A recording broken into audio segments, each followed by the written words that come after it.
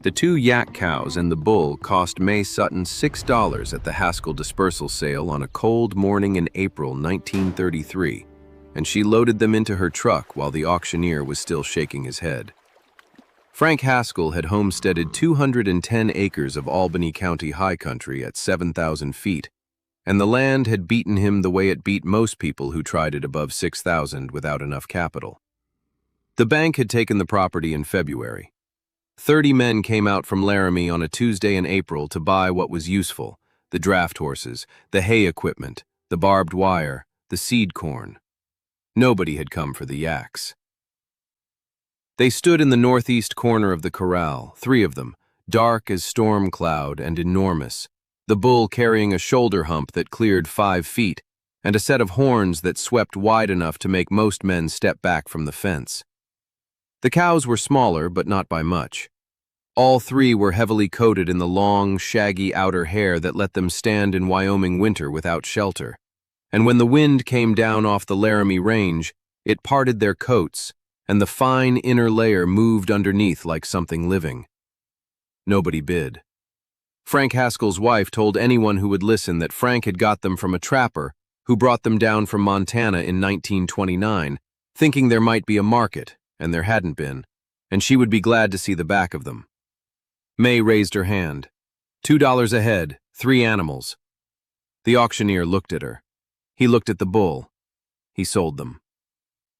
She had driven 40 miles from her place that morning on a road that was still half frozen because the Haskell dispersal was the specific errand she had made the drive for.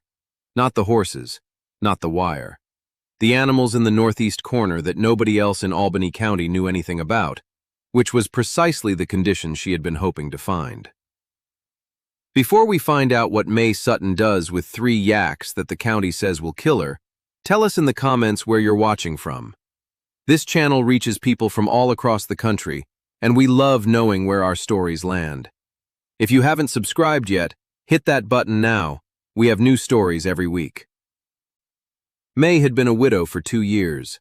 Daniel Sutton had worked the copper mine outside of Encampment and died in a shaft collapse in the winter of 1931, leaving her 80 acres of high country pasture and a mineral rights claim on 30 adjacent acres that a Denver mining company had been challenging through the courts since his death. The legal costs of defending it were bleeding her at a rate she could manage, but not comfortably. She had been running the 80 acres with Rambouillet sheep, commodity wool at 9 cents a pound, with the patient attention of someone who knows what she is doing is not the answer, but is keeping her alive while she looks for it. She had found it in a single paragraph in the December 1932 issue of The Western Range and Livestock Journal, which she read cover to cover every month because the library in Laramie had a subscription and she had an hour on the second Thursday of every month when she was in town for supplies. The paragraph described a Boston wool merchant named Hargrove who had been placing advertisements in agricultural journals across the Mountain West looking for producers of yak Khullu, the fine inner down fiber combed from domestic yaks during their spring molt. Cashmere imports from India and China had been disrupted since 1931, the paragraph said, and domestic specialty fiber buyers were paying $11 to $13 an ounce for any clean Khullu they could source. $11 an ounce. Mae set the journal down and worked the arithmetic on the back of her supply list. A yak cow yielded 1 to 3 pounds of clean Khullu per year. At $11 an ounce, 1 pound was worth $176. 2 cows conservatively, $352 annually. Her operating costs ran to $240. The mineral rights fees were another $60. She read the paragraph 3 more times. Then she found Frank Haskell's address, drove out in March to look through the gate, saw 3 dark shapes enormous in the northeast corral, unlike anything else in Albany County, and drove home knowing exactly what she was going to do. The first problem was the fence. Her standard 3-wire barbed cattle fencing was not adequate for a bull yak who decided to test it. She spent the last week of April reinforcing critical sections and replacing 2 rotted posts, working from first light until the light was gone. The bull watched from 20 yards with the placid attention of an animal considering its options. He was named Nothing. She had her father's policy on production animals. The second problem was that she did not know how to comb them. The Khullu separated naturally during spring molt. She could see it lifting at the flanks in the wind, pale against the dark outer coat. But collecting it required approaching the animals with a wide-toothed comb and drawing it out directly. The cows would tolerate this if habituated slowly. The bull was a different question. She went to the feed store on 2nd Street and asked the owner, Gerald, what he knew about yak management.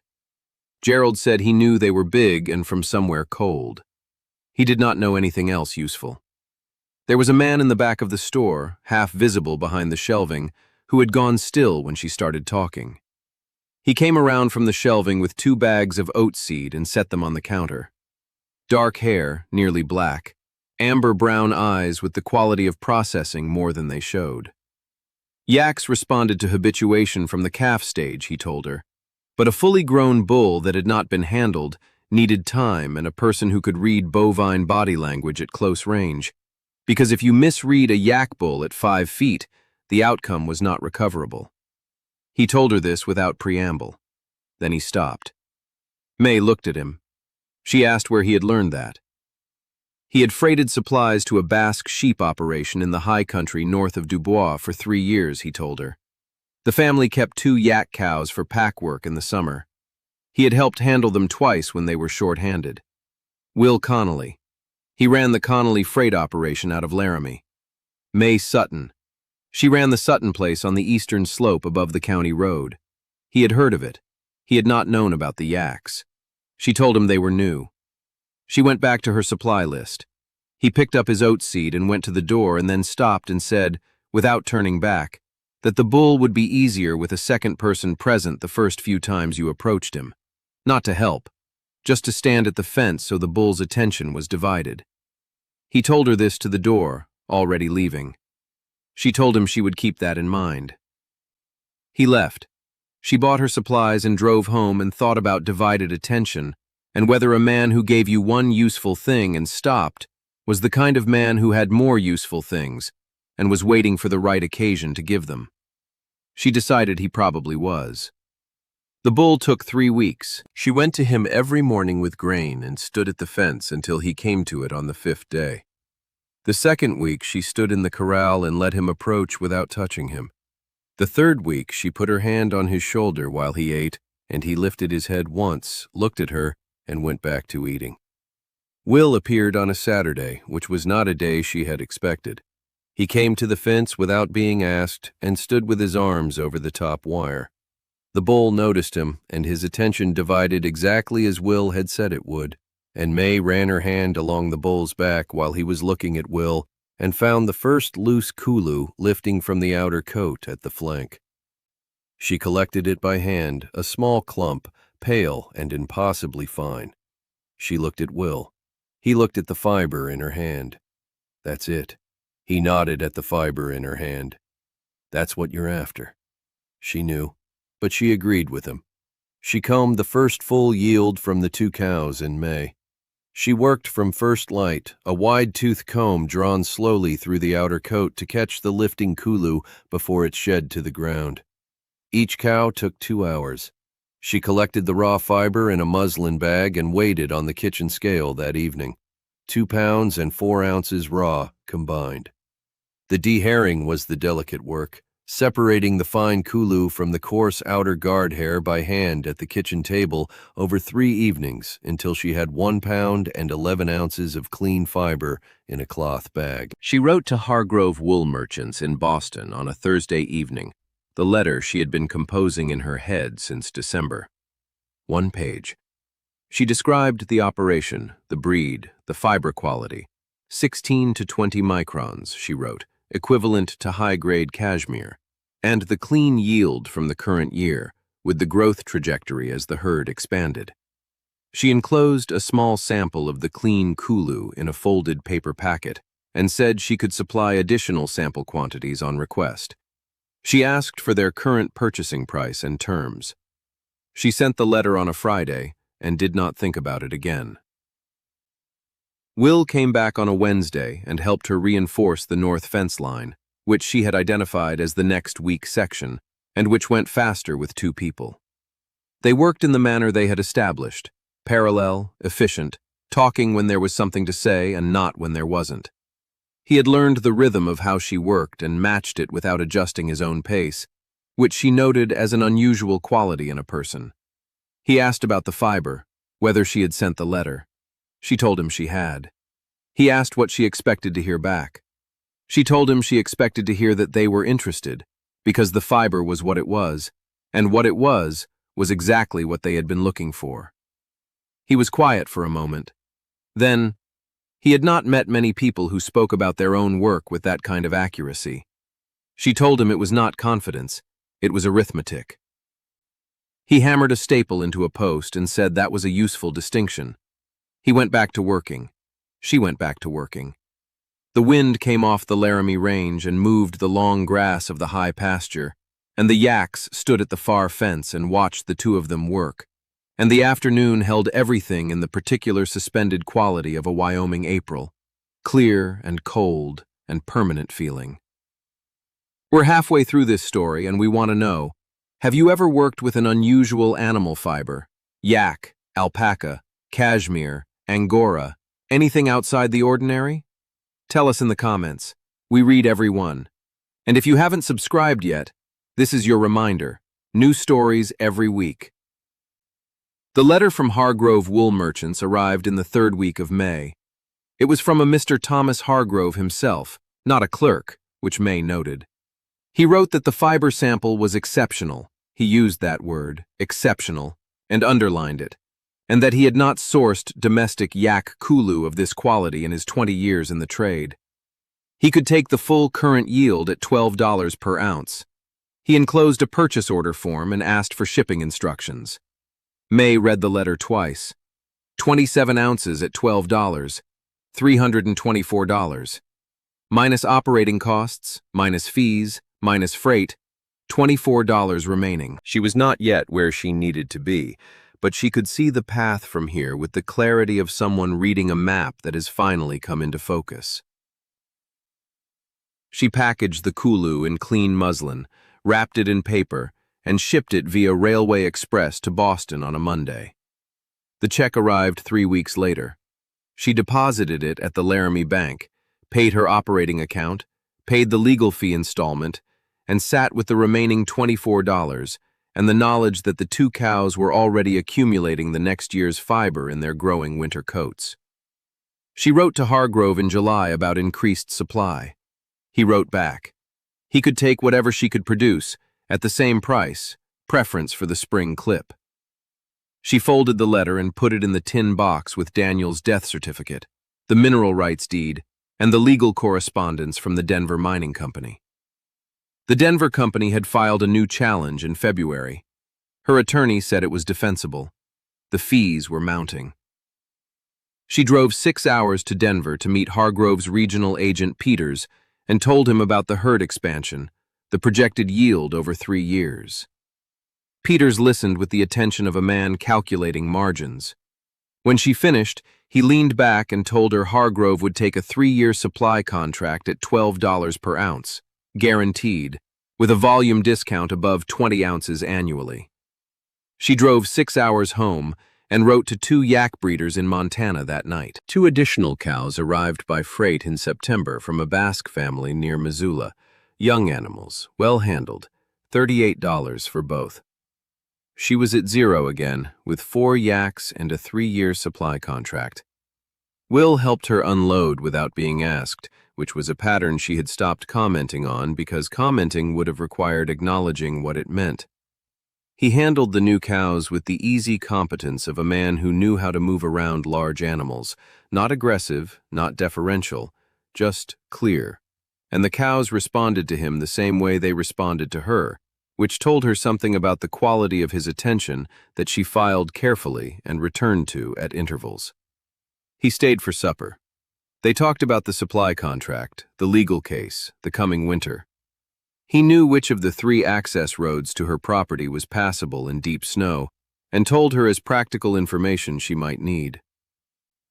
Before he left, he looked at the tin box on the kitchen shelf and asked what was in it. She told him. The mineral rights case, the supply contract, Daniel's death certificate. He looked at her. He was sorry about Daniel. She thanked him. 2 years, she told him, and she had made her peace with it, not by forgetting, but by building something that continues forward. She put it plainly, the way she put things she had thought through. He nodded. He put his hat on and drove home in the dark. What Mae discovered through the winter at 7,000 feet was that yaks are genuinely indifferent to cold. She had expected to provide shelter. They refused it. She had expected the water supply to be a problem. They ate snow. They walked through the worst of January with the equanimity of animals designed for exactly this, and nothing about the Wyoming winter surprised them. She found this steadying. She had enough other things to worry about. The mineral rights hearing was in February. Her attorney, a man named Briggs in Cheyenne, drove to Laramie to meet with her the week before.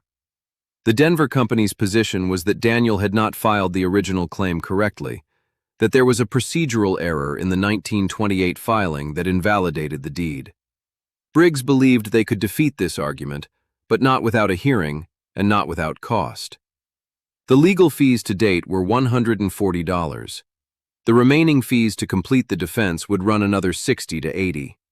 She told Briggs to proceed. The spring yield from 4 cows, 64 ounces at $12, would cover his fees with money remaining. The hearing was a Thursday in February.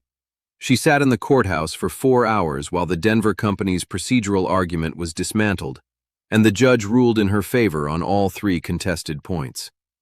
The company's attorneys packed their briefcases with the expressions of men who had expected a different outcome. Briggs shook her hand outside the courthouse. She thanked him and drove home. She stopped at the feed store for salt blocks. Will was there talking to Gerald. He looked up when she came in. She told him the mineral rights case had been decided in her favor. Good. He meant more than the word and let the word carry it. She bought her salt blocks and he helped load them without being asked. And when the truck was loaded, they stood on the street in the February cold and she told him she was going to build a proper fiber processing shed that spring, with a dehairing table and a washing station and a drying frame, because the kitchen table was adequate for 1 year's yield, but not for what the operation was going to become. He could help with the framing. She knew. They stood on the Laramie Street in the winter cold, and something passed between them in the particular silence of 2 people who have been moving toward a thing slowly and are beginning to feel the nearness of it. Then she drove home, because there was still the feeding to do, and the light was going. Spring came to the high country in April with the particular abruptness of altitude, not gradually, but in a week, the frozen ground going soft, the wind shifting from north to west, the pasture showing its first pale green through the last of the snow. The yaks began to molt. Mae combed the 4 cows over 4 days from first light on the high pasture, the Laramie Range behind her and the valley spread below.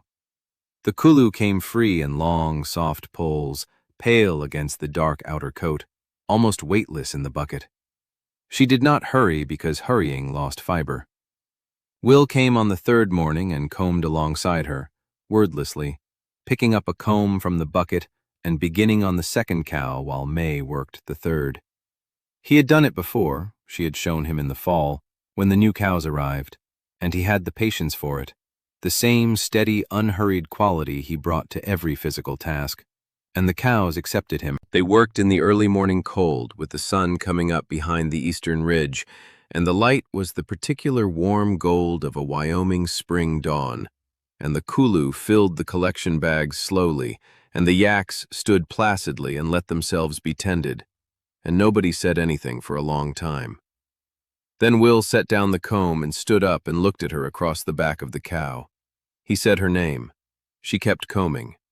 She had learned he said things in his own time, and that the right response was to wait. He told her he had been driving the county road past her property for 2 years, and that he had been coming up the road to her farm for 1 year, and that he had helped her with the fence and the animals and the freight, and he had eaten at her table and sat with her on enough evenings to know that he was going to keep doing all of that and more for as long as she would let him. He stood in the spring pasture with a yak comb in his hand and the mountains behind him, which was not a romantic setting and was exactly right for the two of them. He would like to marry her. He put it plainly. He knew she had been through something, and he was not asking her to set that down or forget it. He was asking if there was room, going forward, for what he intended. She stood up from the cow. She looked at him. She had been thinking about this for approximately 6 months with the same methodical attention she gave everything, and she had done the arithmetic in her own way, and the answer had been clear for a while. There was room, she told him. There had been room for some time. He crossed the 2 feet of pasture between them, and she let him, and the yaks went back to grazing without comment, and the Wyoming morning held them both. They were married in June at the Albany County courthouse with Will's brother and Briggs as witnesses, because neither needed ceremony, and both needed to be back on the county road by noon. The judge remembered Mae from the mineral rights case and said it was a good thing. She thought it was too. Will moved his freight operation to the Sutton property in August. He ran freight, she ran fiber. The accounts were separate because separate accountabilities produced better outcomes, and neither of them found this remarkable. The fiber processing shed was built in September, Will framing, Mae specifying, with a long deherring table along the north wall, a washing station with a drain, and a drying frame that could hold 8 full fleeces at once. Thomas Hargrove came in person in October. He had not done this for any of his other suppliers. He stood at the pasture fence for 20 minutes looking at the herd, 7 animals now with 2 spring calves, and asked questions about the breeding program and projected yield trajectory, with the attention of a man revising his estimates upward. He signed a 5-year supply contract at the fence that afternoon. Mae witnessed her own signature in the October light and thought about a paragraph in a library journal, a dispersal sale, $6, and everything that had followed from reading carefully and acting on what she read. 3 years from the day she raised her hand in a muddy Albany County corral, the operation she had built from Frank Haskell's unwanted animals was supplying the finest luxury fiber in the Mountain West on a 5-year guaranteed contract. The county had said the yaks would kill her. The county had not been paying attention to the arithmetic. Will stood beside her when Hargrove drove away and put his hand over hers on the fence rail. She left it there. The yaks moved through the high pasture with the settled authority of animals that have found exactly the right place, and the Laramie Range held the last of the autumn light, and Mae Sutton, Mae Connolly now, both names meaning something, stood at the fence of the operation she had built from arithmetic and patience and the willingness to act before anyone else thought to, and was grateful in the way of someone who has done the work and earned the result. Some knowledge is worth more than the county thinks. Some things only look impossible until someone reads the right paragraph at the right time and decides to find out. She had always been good at reading. If you've made it to the end of this story, thank you. Leave a comment below. Have you ever done the arithmetic on something everyone around you called impossible and found out the numbers told a different story? Tell us. Your stories are what makes this community what it is. Subscribe if you haven't already. We'll have a new story for you next week. *****